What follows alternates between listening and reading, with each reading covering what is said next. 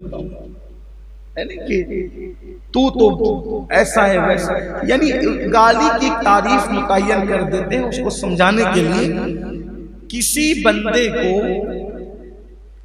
بندے کو اس کے منصب سے گرا کر کہنا یہ گالی ہے۔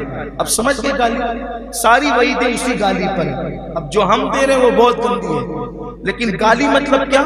کسی بندے کو اس کے منصب سے گرا کر بولنا گالی، مطلب عالم کو کہنا او جاہل گالی، ٹھیک؟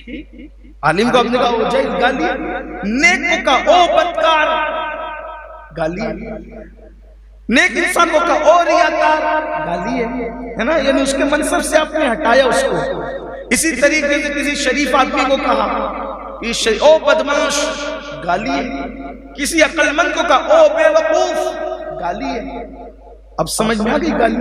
یعنی گالی کسی ایک لفظ کا نام نہیں، انسان کو کہہ دیا او کتے گالی ہے، بلکہ کسی انسان کو کہہ دیا او پلے، پلہ تو کتے کے بچے کو کہتے ہیں، یہ بھی گالی ہے۔ یہ سب ہے گالیاں آسان زبان میں کسی کو اس کے منصب سے۔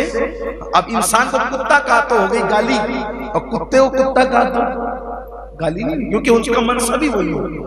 انسان کو کہا پلہ تو گالی ہے، لیکن کتے کے پلے کا پلہ تو کوئی گالی نہیں ہے۔ بات سمجھ میں ہی نا گالی کیسے کہتے ہیں؟ انسان کو اس کے منصب سے ہٹا دینے کا نام ہے گالی۔ ایک بات میں اور عرض کروں، اسی لیے کسی بھی مسلمان کو کبھی جاہل مت کہا کرو، مسلمان کو کبھی جاہل مت کہنا، یہ گالی ہے اس کے لیے۔ کیوں؟ اس لیے کہ حضور کا امتی کبھی جاہل نہیں ہو سکتا۔ وہ ان پڑھ ہو سکتا ہے، وہ ان پڑھ ہو سکتا ہے، لیکن وہ جاہل اس لیے کہ جو رسول اللہ کو جاننے والا ہو وہ جاہل کیسے ہو سکتے ہیں؟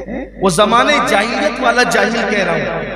ہاں کہیں کسی کے کم علمی کو یا بے علمی کو بتانے کے لیے عرف میں کہیں کہہ دیا جائے تو ایک الگ بات ہے، لیکن احتیاط کیا کرو کسی کو جاہل نہ کہو، بچا جاؤ۔